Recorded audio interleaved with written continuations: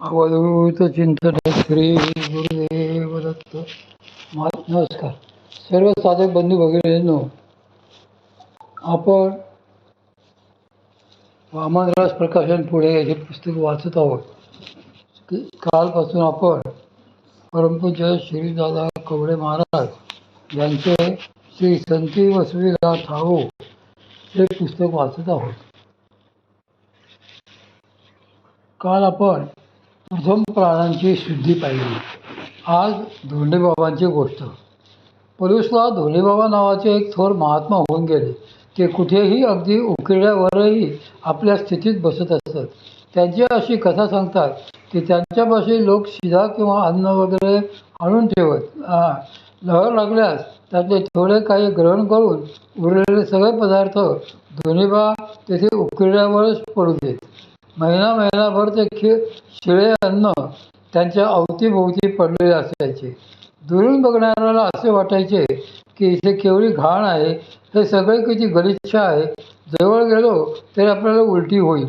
पण प्रत्यक्षात मात्र त्यांच्या जवळ गेल्यावर कोणालाही कधीही दुर्गंध येत नसे. उलट कोणी एखादा जर भाग्यवान असेल तर त्याला त्यांच्यापाशी मंदपणे दरवळणाऱ्या दिव्य सुगंधाचा अनुभव येत असे. जर कुणा एखाद्यावर ते धोंडेबाबा प्रसन्न झाले तर त्या लौकिकदृष्ट्या कुजलेल्या नासलेल्या अन्नातूनच त्याला ते प्रसाद म्हणून काहीतरी उचलून देत आणि खा म्हणून सांगत. तोही भक्त जर खरा निष्ठावान असेल तर मनात काही न आणता त्यांचा प्रसाद म्हणून तो ते खात असे. आणि एखादा जर कच्चा असेल तर त्याच्या मनात विकल्प येऊन तो पदार्थ तिथेच टाकून तो पळून जात असे.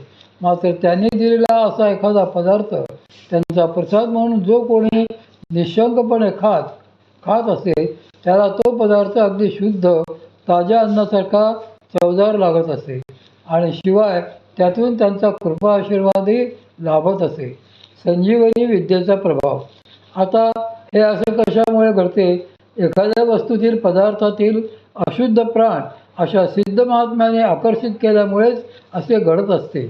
छांदोग्य उपनिषदाच्या 4थ्या अध्यायात सांगितलेली संवर्ग विद्या ही याच रहस्याचे उद्घाटन करणारी आहे. मंत्र चैतन्य म्हणजे प्राणच होय. संजीवनी विद्या ही देखील प्राणविद्याच आहे. ज्या ठिकाणचे प्राण निघून गेलेले असतात त्या ठिकाणी ते प्राण या विद्येद्वारे परत आकर्षून आणता येतात. या संजीवनी विद्येचेही अनेक प्रकार निदर्शनास येतात. परमपूज्य सद्गुरू श्री मामांनी हिमालयामध्ये एक साधू बघितला होता. त्याला ही संजीवनी विद्या अवगत होती. एखादे वाळलेले पान जरी त्याच्या समोर ठेवले तरी त्याच्या सिद्ध संजीवनी विद्येमुळे ते पान पुन्हा हिरवेगार होऊ लागायचे. पान का वाळते तर त्याच्यामधील प्राण चैतन्य निघून गेल्यामुळे ते मृत होते. म्हणूनच संजीवनी विद्येद्वारे प्राणविद्येद्वारे मृतदेहातील अवशिष्ट वायूच्या आधाराने, कारण तिथले प्राण जरी निघून गेलेले असले तरी उपवायूचा काही अंश तेथे शिल्लक असतोच. प्राण परत खेचले जातात. म्हणून वाळलेले पानही चैतन्यमय झाल्याने परत हिरवे दिसू लागत असे. ते साधू कधीकधी लहर लागल्यास एखाद्या चिमणीला मारायचे आणि त्या मारलेल्या चिमणीच्या देहात प्राण परत आणायचे. त्यामुळे ती परत उडायला लागायची.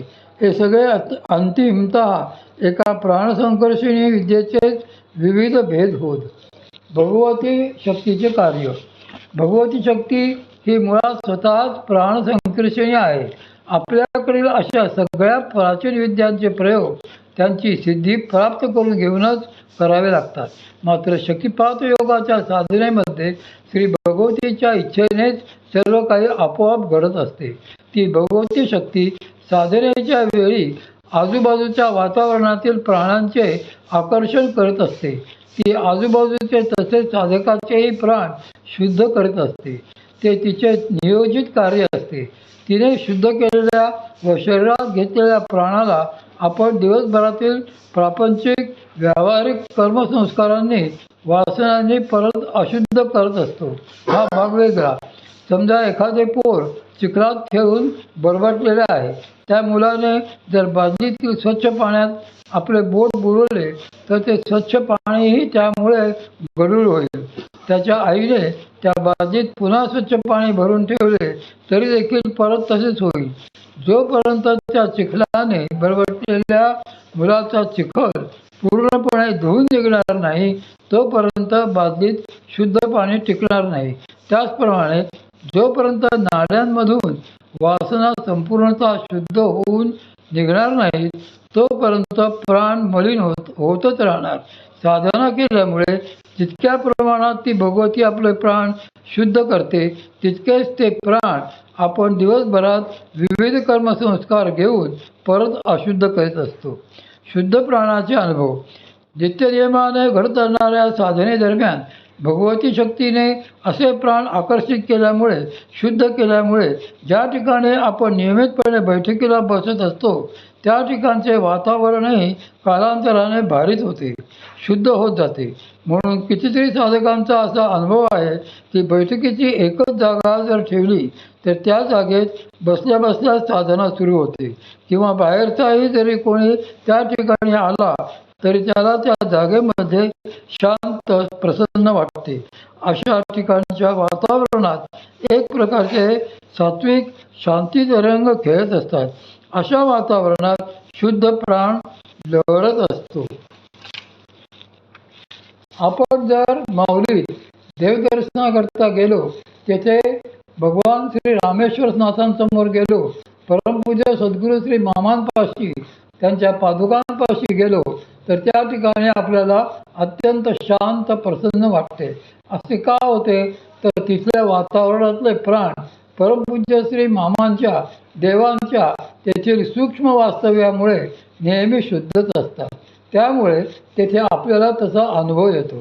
आपल्या डोक्यात कितीही चिंता दाटलेल्या असतो, आपण कितीही दुःखी कष्टी झालेलो असलो, कितीही खिन्न झालेलो असलो तरी तिथे थोडा वेळ बसल्याने मनातल्या त्या सगळ्या तळमळी शांत होतात. हे त्या जागेचे स्थानाचे महात्म्य आहे. मंदिरामध्ये गेल्यावर देवप्रदक्षिणा करावी असे आपले धर्मशास्त्र सांगते. आपण अशी मंदिर प्रदक्षिणा कशासाठी करायची असते? मंदिराच्या गर्भगृहातील प्राणप्रतिष्ठित देवतेच्या ठिकाणी जे चैतन्य असते ते वातावरणातील प्राणांचे आकर्षण करीत असते. त्या चैतन्याद्वारे प्राणांचे असे सतत आकर्षण सुरू असल्यामुळे देवतेच्या सभोवतालच्या परिसरातील प्राण शुद्ध झालेले असतात. झोपेतील विश्रांती. आपण जेव्हा प्रदक्षिणा करताना मंदिरातील गाभाऱ्याभोवती घड्याळाच्या काट्यांच्या दिशेने फिरतो तेव्हा आपलेही प्राण ती देवता खेचते आणि आपल्या प्रदक्षिणेच्या काळात आपलाही प्राण ती काही प्रमाणात शुद्ध करून देते. शिवाय शुद्ध प्राण असलेल्या वातावरणामधून आपण फिरत असतो म्हणून आपले शरीरही अनायासे ताजेतवाने होते. आपले शरीर ताजेतवाने राहण्यासाठी खरे तर शुद्ध प्राणांचीच आवश्यकता असते, अन्नाची नाही. पण शास्त्रातील अगदी साध्या साध्या गोष्टी देखील आपण नीट समजून घेत नाही. त्यामुळे आपल्याला रात्रीची झोपसुद्धा नीट पुरेशी घेता येत नाही.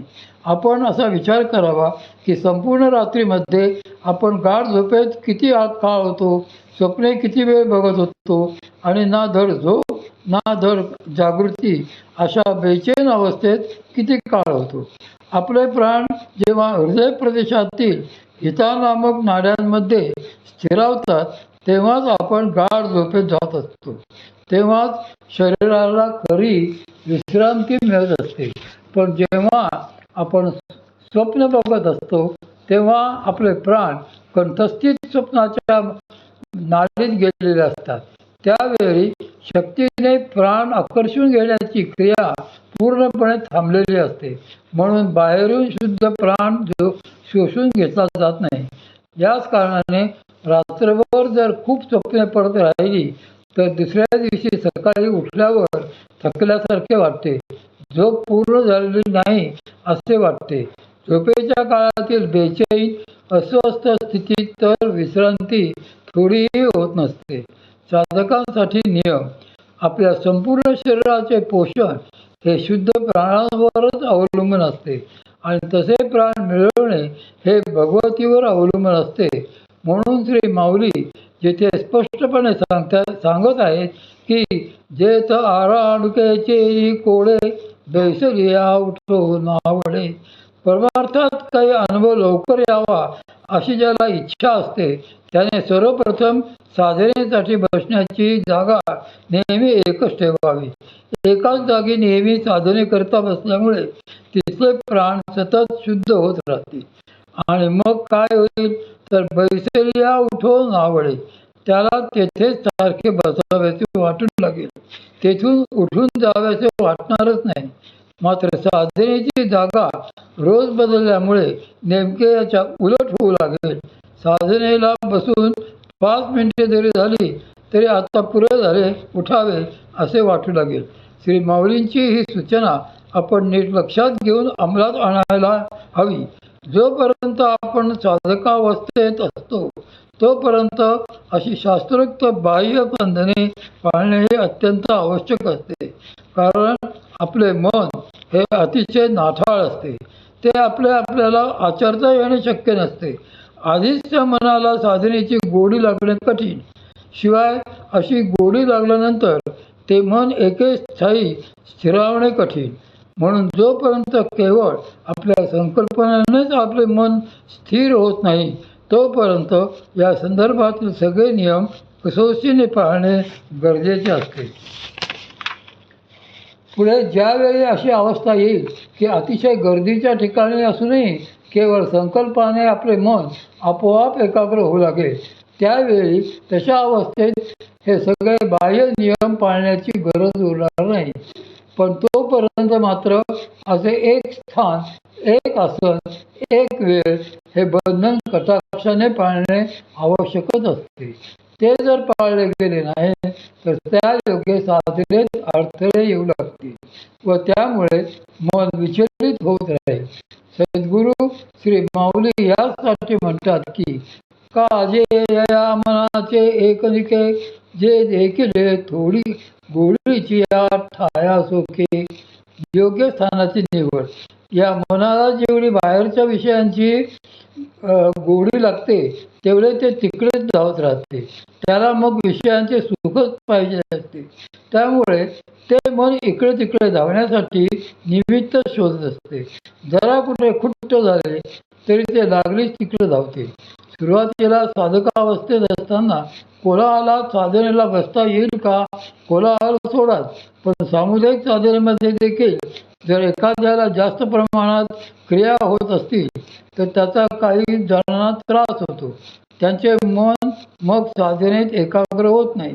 असे साधक त्यामुळे साधनेनंतर आजूबाजूला साधकांच्या एवढ्या क्रिया चाललेल्या होत्या, एवढ्या दंगा चाललेल्या होता की त्यामुळे आमचे मन एकाग्र होऊ शकले नाही असे सांगत येतात. आपल्या साधनेतील एक अत्यंत महत्त्वाची गोष्ट म्हणजे आपले मन हे आपण एकाग्र करायचे नसते. हा एक भाग झाला. पण आपले मन इकडे तिकडे जावे तरी कशाला?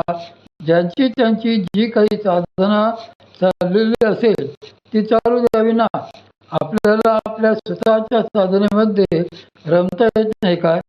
पण आपल्या मनाची अशी फोडत असते की त्याला जिथे जिथे निमित्त मिळेल तिथे तिथे ते धावते.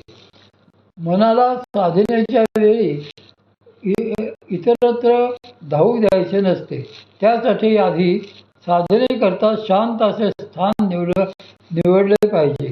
ते शांत स्थानही कसे असावे या संदर्भात श्री माऊली सांगतात की जेथ आराणुकेची कोळे बैसलिया उठो नावडे. काही स्थाने मुळातच इतकी पवित्र असतात की त्या स्थानी बसल्या बसल्या अंतःकरणात वैराग्य यायला लागते. या उलट काही जागा अशाही असतात की जिथे बसता क्षणी मनामध्ये विषय दाटून यायला लागतात. विविध स्थानांचे अनुभव. उदाहरण द्यायचे झाले तर हॉटेलमध्ये टेबलापाशी जाऊन बसल्यावर काय आठवेल? एक चहापाव तरी किंवा वडापाव तरी. तिथे देव आठवतील का? तर नाही आठवणार. असा एकेका जागेचा काही विशिष्ट गुण असतो. हे जर का एखाद्या थोर संतांच्या स्थानाचा स्थानाला वर जाऊन बसला तर तिथे काय आठवेल? साधना, उपासना, वैराग्य, भगवत प्रेम हे त्या जागेचे विशिष्ट महात्म्य असते.